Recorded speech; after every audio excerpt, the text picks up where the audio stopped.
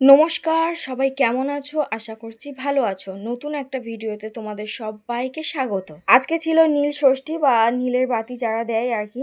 তো আমি অনেক ছোট থেকেই নীল ষষ্ঠীর পুজোটা করে আসছি। অনেক ছোট মানে অনেক ছোট থেকেই আমি কিন্তু করি। আর যখন খুবই অসুবিধা হয়ে যায় করতে পারি না, তো তখন বাদ যায়। না হলে আমি সবসময় চেষ্টা করি নীলের বাতিটা দেওয়ার বা নীল ষষ্ঠীর পুজোটা করার। তো যাই হোক, এখানে আমি রেডি হয়ে নিয়েছি।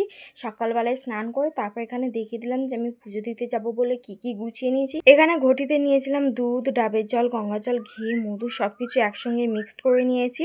আর এখানে চুবড়িতে রয়েছে ধূপ, মোমবাতি, ফল, প্রসাদ, ফুল, ফুলের মালা, বেলপাতা, তুলসী পাতা সবকিছু একসঙ্গে আমি এখানে গুছিয়ে নিয়েছি।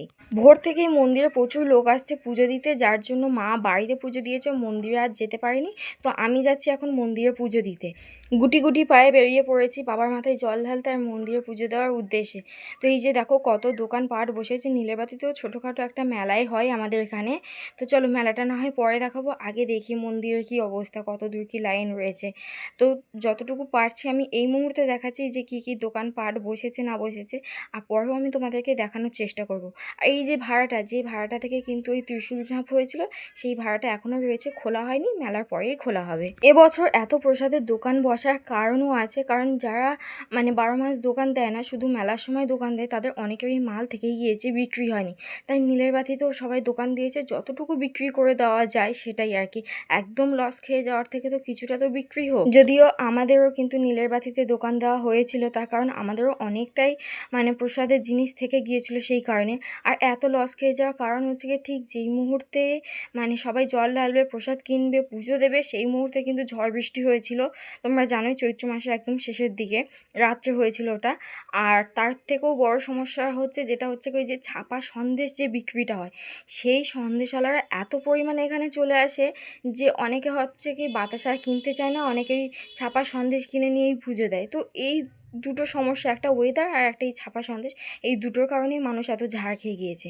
তো ফাইনালি আমি তোমাদেরকে দেখালাম যে কোথায় লাইনটা ছিল। আর এখন আমি কিন্তু লাইনে দাঁড়িয়ে পড়েছি, আমি একদম শেষেই আছি। আমার পিছনে আপাতত এখনও কেউ লাইনে দাঁড়ায়নি। আর এই যে আমার সামনে দেখো কত দূর মন্দির থেকে আমি এখানে লাইনে দাঁড়িয়েছি। প্রায় আধা ঘন্টার উপর লাইনে দাঁড়ানোর পর সবে আমি এই পর্যন্ত এসেছি। মানে এই যে মাঠটা তোমাদেরকে একটু দেখিয়ে দিই, যে মাঠে কিন্তু মেলার জন্য প্রচুর দোকান বসেছিল। মানে যেটা আমি রাত্রে তোমাদেরকে ভিডিও করে দেখিয়েছিলাম, এটাই হলো সেই মাঠটা। এই মাঠে কিন্তু এত দোকান বসেছিল। আর এই যে দেখেছো লাইনটা কোথা থেকে কিভাবে এঁকে বেঁকে এসেছে। সকাল 6টার সময় লাইন দিতে এসেছি, তারপরেও কিন্তু আমি মন্দির ছাড়া, ওই মাঠ ছাড়া আরও কত ওপারে ছিলাম। তো যাই হোক, সবার সঙ্গে আমিও লাইন দিয়ে পুজো দিচ্ছি। কিন্তু আমি এত বছর ধরে নীল ষষ্ঠী করছি, এই মন্দিরে পুজো দিচ্ছি, কখনো আমার সাথে এমন বাজে ঘটনা ঘটেনি। এই বছরেই সেটা ঘটেছে। কী ঘটেছে সেটাও আমি তোমাদেরকে বলবো। তো তোমরা বলো কাজটা আমি ঠিক করেছি নাকি ভুল করেছি। দাঁড়াও একবার তোমাদেরকে আমার পিছন দিকটা দেখাই, যে আমার পিছনেও কত মানুষ লাইন দিয়েছে।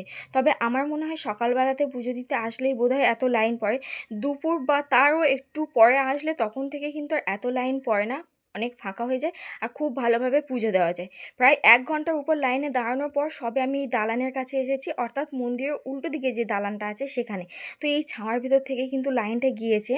আর শুরুটা হয়েছিল এই দালানটা টপকে যাওয়ার পরেই। এই দালানটা টপকে যাওয়ার পর যে ব্রাহ্মণদের বাড়িটা আছে, এই যে এইখানে কিন্তু এখনও কিছু হয়নি। এখানে আমি লাইনেই দাঁড়িয়েছিলাম। সবাইকেই হচ্ছে গিয়ে কুপন কাটতে বলা হচ্ছিল, কুপন ছাড়া মন্দিরের ভিতর প্রবেশ করতে দেওয়া হবে না। কুপনটা হলো একটা তোমাকে ছোট্ট ওই কুপন, মানে কাগজের যেরকম চিরকুটগুলো হয় আর কি, সেইটাই দেওয়া হয়েছে। তার মূল্য ছিল 31 টাকা। অর্থাৎ মন্দিরের ভিতরে গিয়ে তোমাকে আর কোনো দক্ষিণা বা এক্সট্রা কিছু দিতে হবে না, ওইটা থাকলেই তোমাকে ওরা ঢুকতে দেবে, না হলে কিন্তু আবার মন্দিরের ভিতর ঢুকতে দেবে না। এই যে দেখো আজকের দিনেও মানুষ গণ্ডি কেটে এখানে পুজো দিচ্ছে, এত লোকের ভিড়ের মাঝেও গণ্ডি কাটা চলছে। তো যাই হোক, এখানে কিন্তু লাইনটা ছিল, তো যখন গণ্ডি দেওয়া হয় তখন কিন্তু মাঝখান থেকে লাইনের লোকগুলো সরে যায় বা সরে যেতে বলা হয়। তো সরে যেতে না বললেও তারা দেখতে পেলে ওই জায়গাটা ফাঁকা রাখে, যাতে গণ্ডি কাটতে তাদের কোনো অসুবিধা না হয়। তো যাই হোক, এবার আমি কুপন কাটতে গিয়েছিলাম, আর সমস্যাটা হয়েছিল আমার এইখান থেকে। এই লোকটির সঙ্গে ঝগড়া বেঁধে গিয়েছিল। সে টাকা নেওয়ার সময় পাই টু পাই হিসেব করে বুঝে নিচ্ছে, কিন্তু দেওয়ার সময় কম দেবে। এবার তুমি বলো, আমার জায়গায় তোমরা থাকলে কি ছেড়ে দিতে? আমি শুধু তাকে বলেছিলাম যে নেওয়ার সময় তো হিসাব করে নিচ্ছেন, তাহলে দেওয়ার সময় ভুলটা হয় কি করে? উনি তখন নিজের ভুলটা স্বীকার না করে বলছে 10 মিনিট এখানে বসে থাকো, মাথা হ্যাং করে যাবে। আমিও ছেড়ে দেওয়ার মেয়ে নয়, আমিও পাল্টা উত্তর দিয়েই দিয়েছিলাম যে মাথা যখন হ্যাং করছে তাহলে আপনি এখানে বসে আছেন কেন, উঠে যান, অন্য কাউকে বসতে বলুন। আর টাকা নেওয়ার সময় যদি কারোর মাথা হ্যাং না করে তাহলে টাকা দেওয়ার সময় কিভাবে সেই মানুষটার মাথা হ্যাং করে অন্তত আমার জানা নেই। সেও উত্তরে বলছে যে মুখে বলা খুব সহজ, একবার বসে দেখো তাহলে বুঝতে পারবে। তো আমিও তো ছেড়ে দেওয়ার মেয়ে না, আমিও আবার উত্তর দিয়েই দিয়েছি যে দোকান আমরাও দিই, আমরাও সারা রাত বেচাকেনা করি, টাকা পয়সা আমরাও মানুষের হাত থেকে নিই এবং দিই, তাই হিসাবটা আমাদেরকে শেখাতে আসবেন না, আর মাথা হ্যাং করার জিনিসটাও আমাদেরকে বোঝাতে আসবেন না। নিজে ভুল করেছেন সেটা স্বীকার করতে শিখুন। তো যাই হোক, তারপর ঝগড়াঝাটিটা ওখানেই মিটমাট করে নিয়ে আমি মন্দিরে আসি পুজো দিতে। আর এই যে মন্দিরের বাইরে হচ্ছে কি জায়গা করে দেওয়া হয়েছে ধূপ মোমবাতি জ্বালানোর জন্য, তার কারণ মন্দিরের ভিতর কতটা ভিড় সেটা তো তোমরা দেখেছো। আর ওইটুকুনির ভিতরে যদি ধূপ মোমবাতি এতগুলো মানুষ জ্বালে তাহলে দুর্ঘটনা ঘটতে বেশিক্ষণ সময় লাগবে না। তো যাই হোক, তারপর আমি বাড়িতে চলে আসি। আর এখন আমার চোখ মুখের অবস্থা অনেকটাই ঠিক আছে, কিন্তু যখন আমি রেগে গিয়েছিলাম তখন আমার চোখ মুখের অবস্থা প্রায় অন্যরকমই হয়ে গিয়েছিল। আর বাড়িতে এসেও আমি একই ঘটনাটা সবাইকেই বলেছি যে সেখানে আমার সঙ্গে একজনের ঝগড়া হয়েছিল এবং কী নিয়ে ঝগড়া হয়েছিল। তো বাড়ির লোক বলছে ভালোভাবে গেলি পুজো দিতে, আর পুজো দিতে গিয়েই ঝগড়া। তো আমি বললাম যে জিনিসটা আসলে কী থেকে কী হয়েছে, তার সূত্রপাতটা কী ছিল। তো যাই হোক, আর ওই সব কথা আলোচনা করতে চাইছি না। তারপর এখানে দুপুরে খাবার নিয়ে আমি বসে পড়েছিলাম।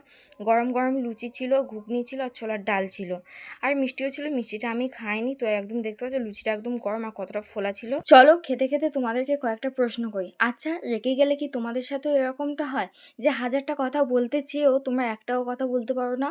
ঠোঁট কাঁপতে শুরু করে দেয়, গলা শুকিয়ে আসে, আর দুটো চোখ লাল হয়ে যায়, একদম ঠিক জল পড়ার মতন। সামনে কোনো মানুষ দেখলে ভাববে হয়তো তুমি কান্না করছো। মন্দিরে যখন ওই লোকটির সঙ্গে আমার প্রচণ্ড কথা কাটাকাটি বেঁধে যায় তখন আমার অবস্থাটা ঠিক এরকমই হয়েছিল। আমি বুঝতে পেরেছিলাম যে আমি প্রচণ্ড রেগে গিয়েছি, তাই আমার অবস্থাটা এমন। তো যাই হোক, তারপর খেয়ে দিয়ে রেস্ট নেওয়ার পর আমরা সবাই একটু মেলাতে যাব, তাই আমি রেডি হয়ে নিয়েছিলাম। তো চলো এখন আবার একটু মেলার দিকে এসেছি। যে দেখো কত কি দোকান বসেছে। তো আমাদের বাড়িতে একটা বড় সদস্য আছে, তার জন্য তো কিছু নিতে হবে নাকি, তো তার জন্য আমি এই দোকানটাতেই এসেছিলাম। আর এই যে দেখো এখানে কত সুন্দর সুন্দর ছোট্ট ছোট্ট পুতুল আছে। তো এখান থেকে আমি একটা ছোট্ট হাতি নিয়েছিলাম, ওই যে উপরে যে চকলেট রঙের একটা হাতি দেখা যাচ্ছে ওটাই নিয়েছিলাম ওর জন্য। তারপর এসেছিলাম একটু মন্দিরটা দেখাতে বিকেলের অবস্থাটা ঠিক কেমন। তো এই যে দেখো এখন অনেকটাই ভিড় কমে গিয়েছে, সামনের গেটেও এখন কোনো ভলেন্টিয়ার নেই আর পিছনের গেটেও নেই। ভিতরে ঠাকুরমশাই আছেন, উনি পুজো করে দিচ্ছেন। আর এই যে দেখো মন্দিরের সামনে কত দোকান বসেছে।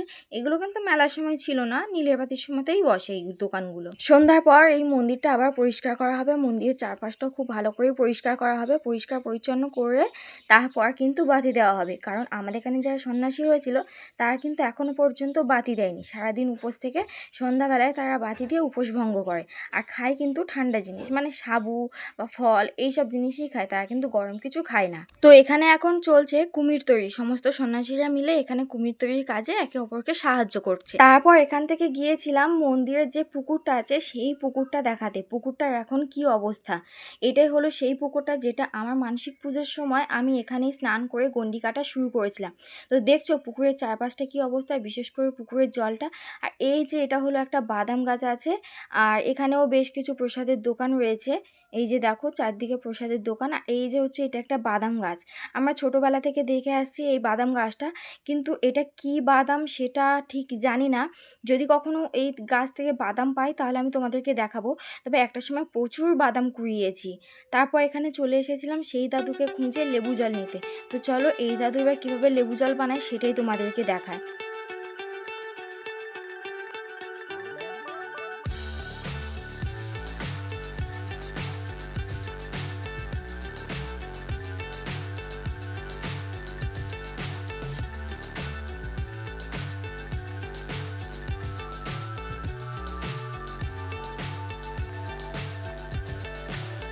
So high, I'm hypnotized. What's up is down, what's left is right. Chasing stars and holding you. I can't see the end, but we'll see it through.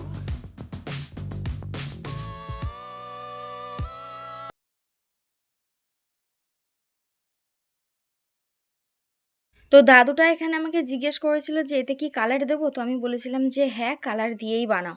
তো সেই জন্য হচ্ছে কি উনি লেবু জলটাতে কালার দিয়েছিল, যদি কেউ কালার খেতে না চায় তাহলে তাকে কালার দেওয়া হবে না, সেটা উনি জিজ্ঞেস করেই নেয় আগে থেকে।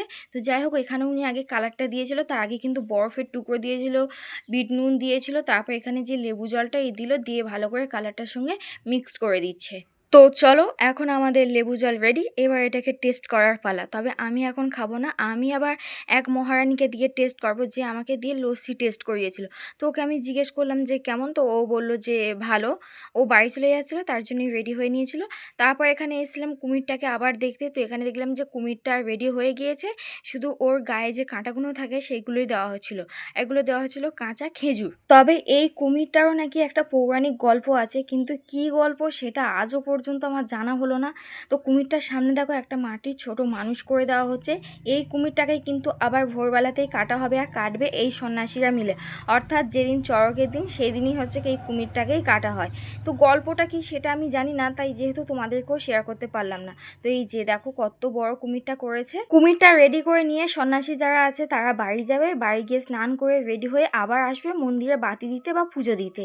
তো দাঁড়াও, বাড়ি যাওয়ার আগে একটু তোমাদেরকে মন্দিরের ভিতরটা দেখিয়ে দিই। এই যে দেখো, সন্ধ্যাবেলায় যারা বাতি দেয় তারা বাতি দিতে এসেছিলো, আর এখানে পুজো হচ্ছিল।